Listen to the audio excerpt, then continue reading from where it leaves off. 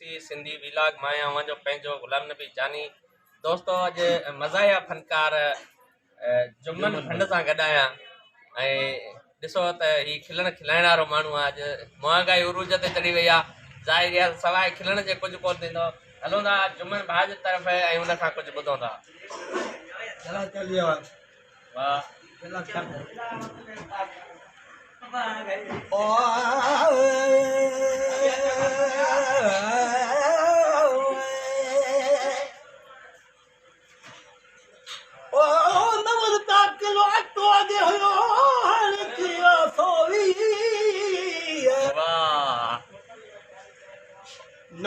Kilo अटो अॻे हुयो हाणे थी वियो आहे 120। असांजो हाल पूरो आहे कमायो था सॼो ॾींहुं 24। अदा कल मिलिया 32 पूरी थी पोइ अटे में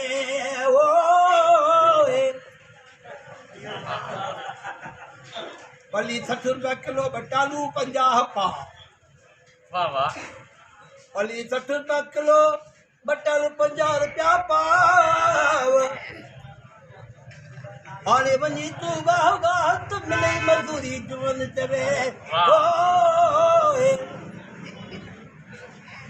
वारे वाह वॾेर बनियूं तो बोरायूं विड़ी तोखे वींदियूं ग़रीबनि जूं वारे वाह वॾेर बनियूं तो बोरायूं विड़ी तोखे वींदियूं ग़रीबनि जूं तूं तो होटलनि ते मायूं खाई थो दरा पाई बोतलूं तूं त पी पियो ग़रीबनि ॾे न मोकिलियई जेके रस्तनि ते वेठा हुजा हो ग़रीबनि ॾे न मोकिलियई किटिले में चायूं विड़ी तोखे ग़रीबनि जूं कली बजी सुम्हूं पिया मींहुं वसे पियो कलीअ जा ॾाढा कड़का ॿुधूं पिया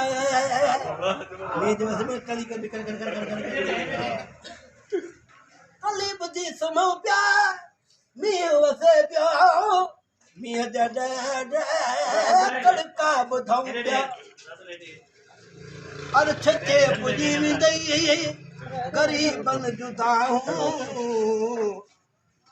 विड़ी तोखे वींदियूं ग़रीबनि जूं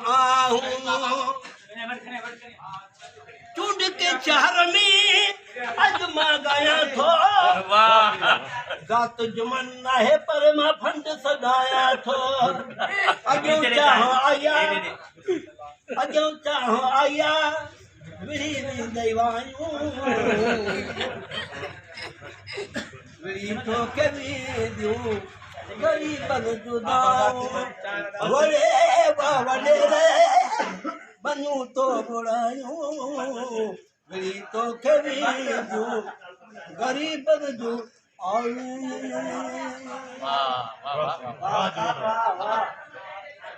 आगे बादशाह रख दी ये नट बंदू राख इहो त ॿुधाइजो यार ग रे रे गमा गमा बाबा दानी दा बाबा मगरबा नट कर जुगा रे टिका बे दा पंदी दा नो द यार बाबा को लगिया